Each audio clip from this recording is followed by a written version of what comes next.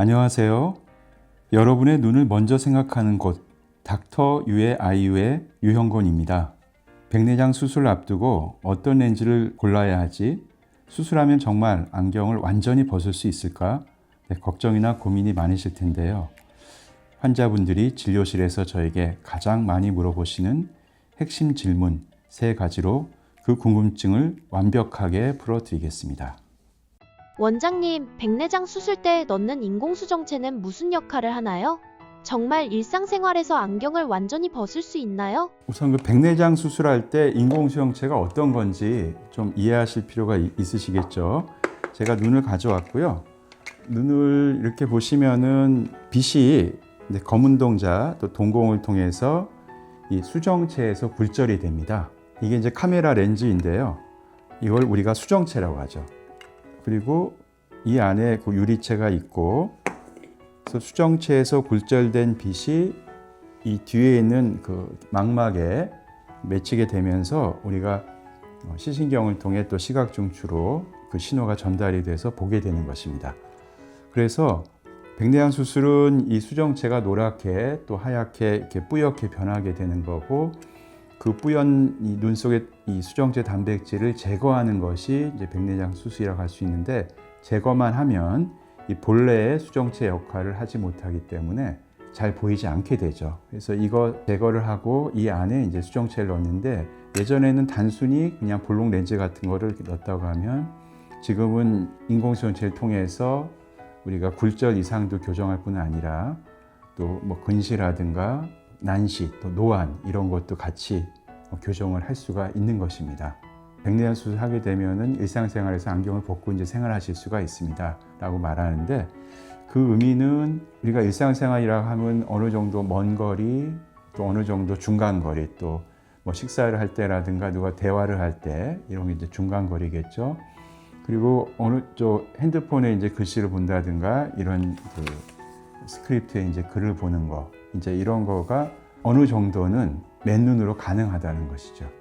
그렇지만 좀 더 정확하게 먼 것을 보고 또 아주 작은 글씨를 이렇게 보려고 하면 뭐 돋보기라든가 아니면은 원거리 교정 렌즈를 쓰면 좀 더 선명하게 보일 수는 있지만, 대략적 일상생활에서는 안경을 벗고 우리가 생활할 수가 있다는 그런 의미로 생각하시면 되겠습니다.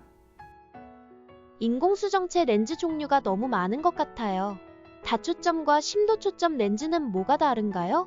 아까 그 인공수정체라는 것이 이 본래 수정체의 그 역할을 대신해서 이제 넣어주는 거라고 했는데, 다초점 또 뭐 단초점, 중간급이라 그래서 심도초점 이렇게 이제 얘기를 하죠. 그 너무 뭐 심각하게 이해하실 필요는 없고요. 다초점이라고 하는 것은 말 그대로 그러니까 초점이 여러 개 맺히는 것입니다. 그래서 초점이 원거리 초점도 맺히고 중간거리 초점도 맺히고 또 가까운 곳도 초점이 맺히는 것이죠.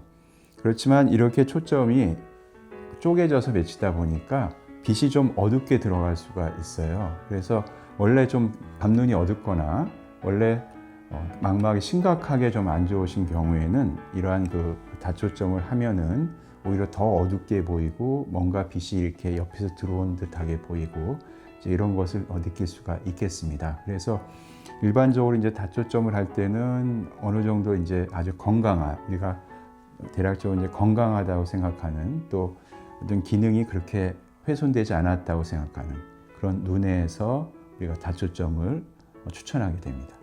심도초점은 이렇게 초점을 쪼개서 눈에 들어오지는 않고, 심도초점이란 보통 초점이 이렇게 해서 한 곳에 맺히는데, 심도초점은 빛이 이렇게 들어와서 이렇게 해서 그 초점의 레인지, 이게 좀 길어요. 그러다 보니까 어느 정도 원거리, 어느 정도 중간거리, 어느 정도 가까운 거리까지 좀 초점이 이렇게 맺혀서 이렇게 퍼져나가는 것보다는 좀 더 초점이 잘 작게 맺히게 되죠. 그래서 좀 더 그것보다는 선명한 상을 얻을 수가 있습니다. 이거의 장점은 다초점 대비 그렇게 빛을 쪼개지는 않기 때문에 어느 정도 아주 이렇게 완벽하게 망막 상태가 아주 완벽하지 않더라도 일상생활에서 좀 편하게, 그러니까 어느 정도 원거리, 중간거리 이런 걸 좀 편하게 할 수가 있는 그런 그 장점이 있습니다. 그래서 최근에는 이런 심도 초점의 이용이 좀 더 점차 늘고 있는 추세라고 할 수 있죠. 그래서 좀 더 쉽게 요약하면은 스마트폰까지 돋보기 없이 좀 진짜 자기는 봐야겠다 이렇게 하면은 다초점을 좀 생각을 해야 되고요. 일반적으로 그냥 무난하게 빛번짐 없이 먼 거리부터 중간 거리까지 자연스럽게 좀 보고 싶다 이러면은 심도 초점 렌즈로도 충분하겠습니다. 수술하면 시력이 얼마나 좋아질까요? 수술 후에 눈 적응 기간이 필요할까요? 수술 후 시력에 대해서 좀 다들 궁금해하시죠. 그래서 수술 후 시력은 우리가 크게 그냥 맨눈으로 검사했을 때 시력이 있고 시력 교정을 해가지고 난시까지 교정해서 정확하게 얻는 그런 시력이 있겠습니다. 물론 이제 눈에 큰 이상이 없으면은 정확하게 난시를 교정하고 그렇게 되면은 1.0 시력을 얻을 수가 있겠죠. 그렇지만은 눈에 녹내장이라든가 또 망막 질환이라든가 또 포도막 같은 그런 질환들이 있기 때문에 다소 시력은 떨어질 수가 있겠습니다. 그렇지만 우리가 일상생활에서 좀 이렇게 편하다고 할 때는 일상생활은 대략 중간 거리거든요. 그래서 시력을 잴 때 원거리 시력은 약간 다소 떨어질 수 있어요. 그래서 환자들 보시면은 어떤 경우에는 원거리 시력이 다소 안 나오는데 본인은 굉장히 환하고 잘 보인다고 그렇게 아주 크게 만족하시는 분들이 있습니다. 그래서 중요한 것은 숫자, 시력의 그 숫자가 아니라 제가 일상생활에서 어느 정도 환하게 보는지 또 큰 불편함이 없는지 이것이 사실은 중요하겠습니다. 또 하나 중요한 거는 이러한 수술 후 최대 이 시기능 또 시력이 당장이 이렇게 바로 오지 않는다는 것이죠. 우리가 단초점을 하면은 의외로 수술 직후가 제일 잘 보이는 경우들이 있는데 이런 심도 초점이나 다초점은 다소 이 새로운 그 인공수정체에 좀 적응하는 기간이 필요합니다. 눈만 적응한 것이 아니라 우리가 눈에 맺힌 그 시각적인 이미지가 시신경 통해서 이렇게 시각 중추로 가는데 이 시각 중추도 이 새로운 인공수정체에 좀 적응하는 것이 필요하죠. 뉴로 어댑테이션이 필요한 것입니다. 되게 좀 빨리 적응하시는 분은 한 달에서 3달 정도면 적응하시고 좀 늦게 적응하시는 분은 6개월 이상 걸릴 수도 있는데 그냥 잊어먹고 자연스럽게 쓰다 보면은 대부분은 적응하시거든요. 그래서 이렇게 다른 사람과 비교하면서 왜 나는 이렇게 빨리 적응이 안 되지? 이렇게 걱정하실 필요는 크게 없습니다.